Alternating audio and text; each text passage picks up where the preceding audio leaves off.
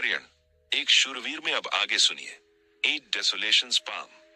जब से आर्यन ने सफलतापूर्वक उस खौफनाक दर्द को बर्दाश्त करते हुए वज्रदेह के 5वें लेवल में कदम रखा था, तब से उसकी कल्टीवेशन की वो पागलों वाली और जानलेवा रफ्तार थोड़ी सी धीमी पड़ गई थी। भले ही उसके पास उस रहस्यमयी पत्थर के ताबीज से मिलने वाले जादुई लिंग लिक्विड का अनलिमिटेड सपोर्ट मौजूद था, लेकिन आर्यन उम्र में छोटा होने के बावजूद बहुत ही समझदार और मैच्योर था।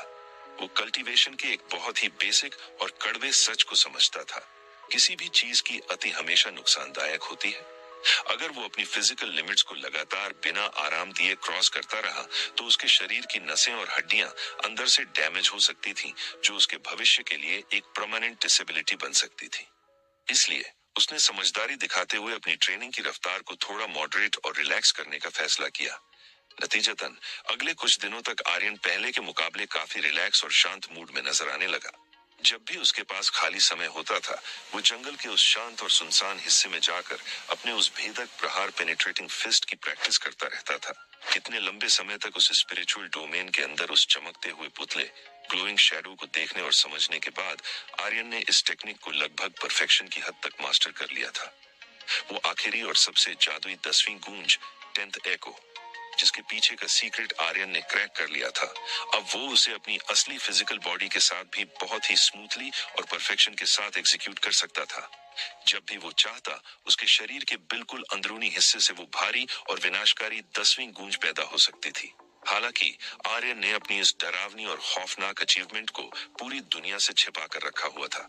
यहाँ तक कि अपने पापा राघव को भी उसने यह नहीं बताया था। आखिरकार यह 10वीं गूंज उसका सबसे बड़ा और सबसे घातक सीक्रेट फिनिशिंग मूव था, जिसे वो सिर्फ और सिर्फ तब इस्तेमाल करने वाला था जब उसे किसी बहुत ही खतरनाक और जानलेवा दुश्मन का सामना करना हो।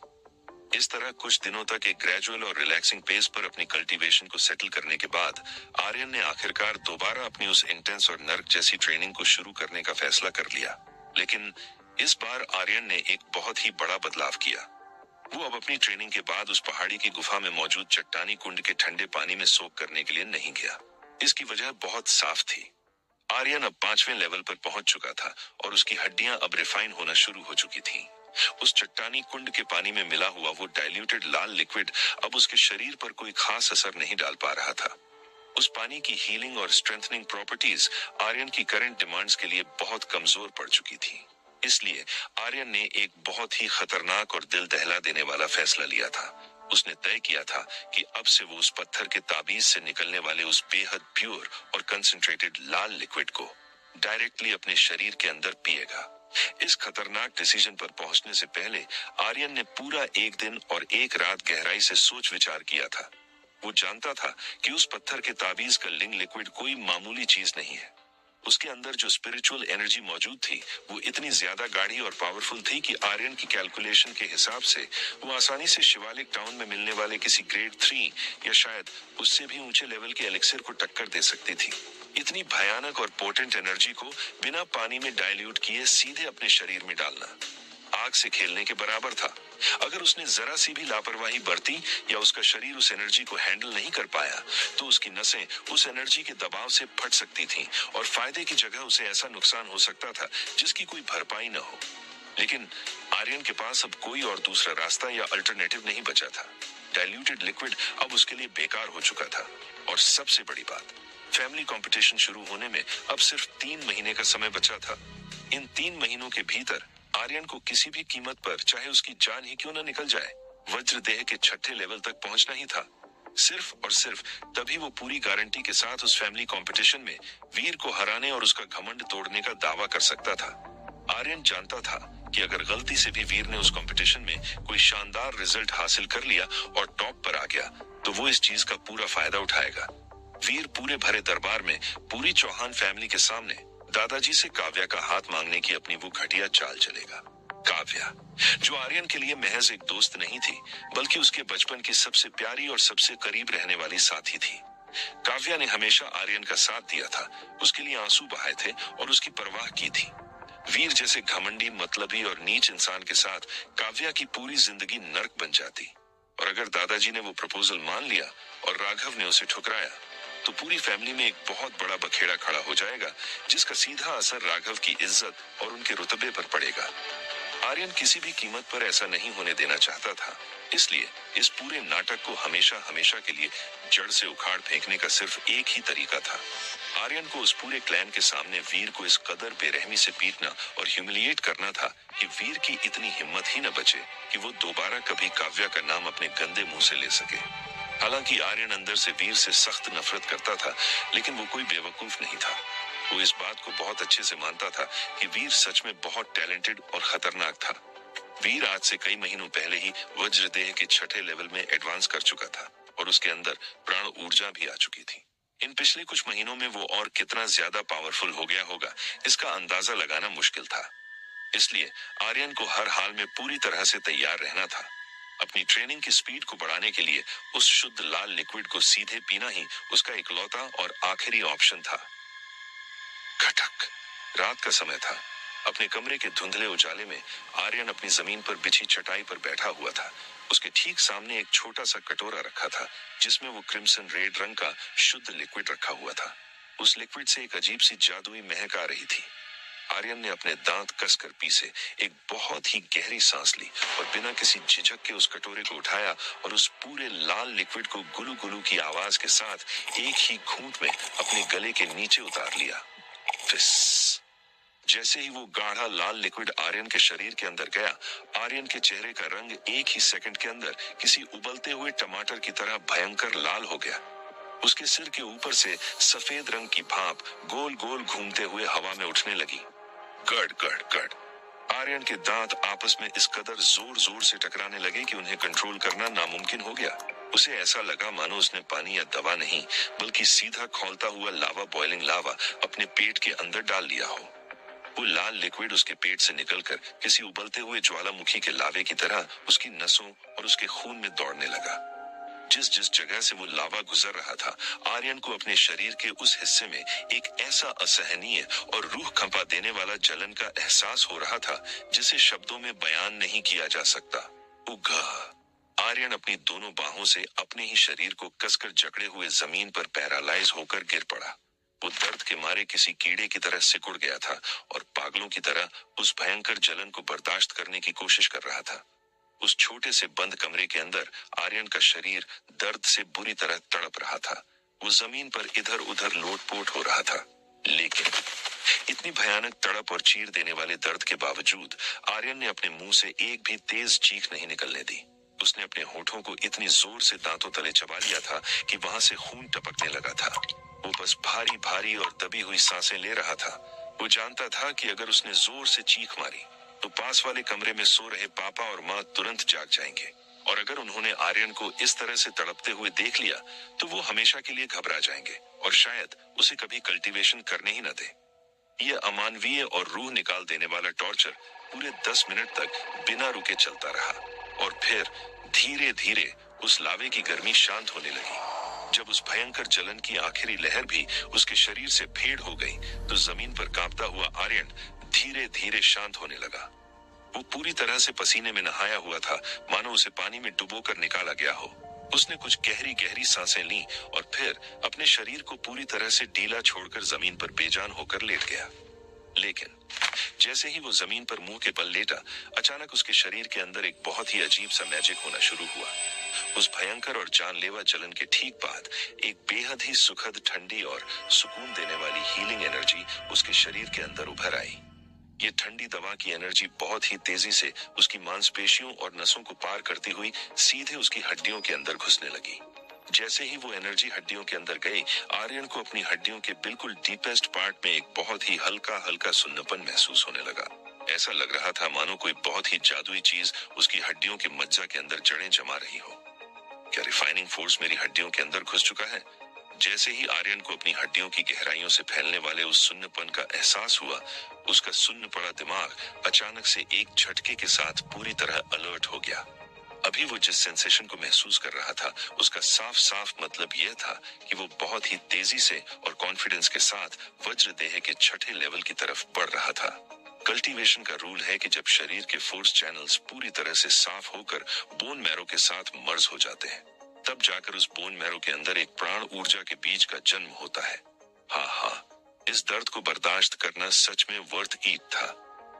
आर्यन ने अपने पसीने से लथपथ चेहरे को अपने हाथों से पोंछा और जमीन पर लेटे लेटे ही हंसने लगा। नॉर्मल सिचुएशन में वज्रदेह के 5वें लेवल से लेकर इस रिफाइनिंग फोर्स के हड्डियों के अंदर घुसने तक की प्रोसेस में किसी भी जीनियस को कम से कम 2 से 3 महीने का लंबा समय लगता है। लेकिन उस स्टोन ताबीज के लिंग लिक्विड ने उस समय को काट कर एक इंसान अमाउंट में कम कर दिया था। भले ही उस लिक्विड को सीधे पीने की वजह से उसे नरक जैसा दर्द झेलना पड़ा था, लेकिन अब इस शानदार और खौफनाक रिजल्ट को देखने के बाद आर्यन को लग रहा था कि वो सारा दर्द और वो सारी तड़प बिल्कुल मामूली सी बात थी। इस जादुई लिक्विड का मेडिसिनल इफेक्ट अभी मेरे शरीर के अंदर अगले कुछ दिनों तक बना रहेगा। मैं इस गोल्डन मौके को ऐसे ही बर्बाद नहीं होने दे सकता। अब समय आ गया है एक हाइपर इंटेंसिव ट्रेनिंग रेजिम शुरू करने का। आर्यन जमीन से रेंगता हुआ उठा। वो अपनी बॉडी के अंदर अभी भी उस लिंग लिक्विड के मेडिसिनल इफेक्ट को बहुत ही साफ महसूस कर पा रहा था। यह एनर्जी सच में बहुत ही बेशकीमती थी और वो इसका एक कतरा भी बर्बाद नहीं करना चाहता था। आखिरकार ताबीज से मिलने वाले इस लिक्विड की मात्रा बहुत लिमिटेड थी और आर्यन को इसे बहुत ही कंजूसी के साथ इस्तेमाल करना था। अपने शरीर को स्ट्रेच करते हुए आर्यन के चेहरे पर एक बहुत ही सेटिस्फाइड ग्रिन आ गई। उसने अपने कमरे का दरवाजा खोला और आधी रात के उस सन्नाटे में बाहर निकल गया ताकि वो अपनी ट्रेनिंग को और भी ज्यादा खतरनाक लेवल पर ले जा सके। इस पहले और कामयाब एक्सपीरियंस के बाद आर्यन ने यह फिक्स कर लिया कि वो अब हर 4 दिन में एक बार उस स्टोन ताबीज लिंग लिक्विड की एक बूंद को सीधे कंज्यूम करेगा। हर 4 दिन में एक बूंद। इस रफ्तार से उस लिक्विड को इस्तेमाल करने का सोचकर आर्यन के दिल में सच में एक बहुत ही तेज दर्द होता था। हालांकि वो एग्जैक्टली नहीं जानता था कि उस ताबीज से निकलने वाला वो लाल लिक्विड कितना ज्यादा कीमती था, लेकिन वो इतना जरूर जानता था कि उसकी कीमत और उसकी क्वालिटी किसी भी ग्रेड 3 एलिक्सर से तो बिल्कुल भी कम नहीं थी। और हर 4 दिन में एक ग्रेड 3 एलिक्सर का इस्तेमाल करना, यह इतना ज्यादा लेविश और खर्चीला तरीका था जिसे शायद पूरे शिवालिक टाउन में गिने चुने 1 या 2 लोग ही अफोर्ड कर सकते थे। लेकिन बेशक भले ही वो इस खजाने को पानी की तरह बहा रहा था, लेकिन इसके जो रिजल्ट्स उसे मिल रहे थे वो भी बाउंडलेस थे। सिर्फ आधे महीने के इस पागलों वाले रूटीन के बाद आर्यन बहुत ही साफ साफ महसूस कर सकता था कि उसकी हड्डियों के सबसे अंदरूनी हिस्से में कुछ बहुत ही पावरफुल चीज चल रही है। यह सेंसेशन बिल्कुल वैसा था मानो उसके बोन मैरो के अंदर किसी नई और अकल्पनीय ताकत का जन्म होने ही वाला हो। और जब आर्यन अपनी इस फिजिकल टेम्पर्ड बॉडी ट्रेनिंग से ब्रेक लेता था तो वो एक बार फिर से अपने पापा राघव के पास जाकर उन्हें परेशान करना शुरू कर देता था ताकि वो उसे कुछ नई मार्शल आर्ट्स सिखाएं। पिछले कुछ महीनों की लगातार प्रैक्टिस के बाद आर्यन ने भेदक प्रहार को पूरी तरह से मास्टर कर लिया था, लेकिन वो इतने से कहां सेटिस्फाइड होने वाला था। उस पत्थर के ताबीज के अंदर मौजूद उस जादुई स्पिरिचुअल डोमेन की बदौलत आर्यन के लिए मार्शल आर्ट्स सीखना और उनमें परफेक्ट होना ताकतवर बनने का सबसे बड़ा शॉर्टकट बन चुका था। भले ही कोई मार्शल आर्ट बहुत ही नॉर्मल या लोअर कैटेगरी की क्यों ना हो, लेकिन उस ताबीज के ग्लोइंग शैडो की गाइडेंस में वो एक एक्स्ट्रा ऑर्डिनरी और डेडली मूव में बदल जाती थी। इसलिए आर्यन के लिए यह बहुत ही बेनिफिशियल था कि वो जल्द से जल्द कुछ नई और खतरनाक मार्शल आर्ट्स सीखे। हालांकि राघव का नजरिया इस बात को लेकर बिल्कुल आर्यन से अलग था। राघव के हिसाब से मार्शल आर्ट्स बेशक बहुत इंपॉर्टेंट थी, लेकिन एक कल्टीवेटर के लिए सबसे ज्यादा इंपॉर्टेंट फैक्टर होता है उसकी अपनी फिजिकल बॉडी का बेस। राघव को डर था कि अगर आर्यन का फोकस सिर्फ और सिर्फ नई नई मार्शल आर्ट्स सीखने पर शिफ्ट हो गया तो वो अपनी बॉडी की ट्रेनिंग को इग्नोर करने लगेगा, और अगर बॉडी का बेस ही कमजोर रहा तो सबसे पावरफुल मार्शल आर्ट भी सिर्फ एक दिखावा बनकर रह जाएगी, जो बिल्कुल भी वर्थ इट नहीं था।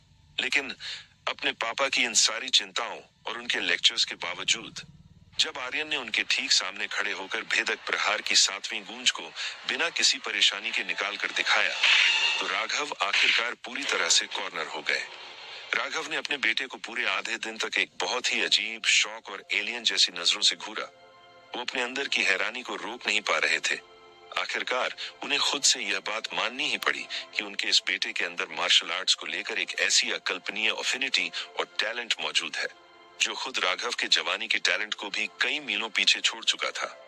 अपनी इस खौफनाक परफॉर्मेंस से राघव को पूरी तरह कन्विंस करने के बाद आर्यन आखिरकार अपने पापा से एक बिल्कुल नई और पावरफुल मार्शल आर्ट्स की बुकलेट हासिल करने में कामयाब हो गया। 8 desolation spam lower category level 2 martial arts. इस नई टेक्निक को पाकर आर्यन अंदर से बहुत ही ज्यादा सेटिस्फाइड और खुश था, और उसकी इस खुशी की एक बहुत ही बड़ी और मजेदार वजह थी। वो बहुत अच्छे से जानता था कि हथेलियों का यह सेट बिल्कुल वही मार्शल आर्ट है जिस पर उसका सबसे बड़ा दुश्मन वीर सबसे ज्यादा फोकस करता है और उसे अपनी सिग्नेचर टेक्निक मानता है। आर्यन यह सोच सोचकर ही अंदर से बहुत ज्यादा ईगर और एक्साइटेड हो रहा था कि जब फैमिली कंपटीशन के दिन वो वीर के ही सामने खड़े होकर वीर की ही सबसे फेवरेट 8 डेसोलेशन स्पाम को वीर से भी कई गुना ज्यादा परफेक्शन और डिस्ट्रक्शन के साथ एग्जीक्यूट करेगा, तो उस वक्त वीर के उस घमंडी चेहरे का एक्सप्रेशन कैसा होगा, वो नजारा यकीनन देखने लायक होगा। उसी शांत रात में जब घर के बाकी सब लोग सो चुके थे, आर्यन एक बार फिर से अपनी चेतना के साथ उस डार्क स्पिरिचुअल डोमेन के अंदर एंटर कर गया। लेकिन इस बार जब आर्यन उस अंधेरे स्पेस में अपीयर हुआ तो वहां एक बहुत ही अजीब और हैरान कर देने वाली चीज हुई। अब वहां सिर्फ एक नहीं बल्कि 2 ग्लोइंग शैडोज हवा में टिमटिमाते हुए प्रकट हो गए थे। एक शैडो लगातार उस भेदक प्रहार की प्रैक्टिस कर रहा था और आर्यन की नजरें तुरंत उस दूसरे ग्लोइंग शैडो पर जाकर टिक गईं। वो दूसरा पुतला बहुत ही स्मूथनेस के साथ हथेलियों की एक नई और खतरनाक टेक्निक 8 डेसोलेशन स्पाम को परफॉर्म करना शुरू कर रहा था। उस दूसरे चमकते हुए पुतले को देखते ही आर्यन के चेहरे पर एक बहुत ही इम्पेशेंट और एक्साइटेड स्माइल आ गई। वो यह जानने के लिए बेताब हो रहा था कि आखिर यह लोअर कैटेगरी लेवल 2 की मार्शल आर्ट इस जादुई पुतले के हाथों में जाकर किस खौफनाक और विनाशकारी लेवल पर इंप्रूव होने वाली है।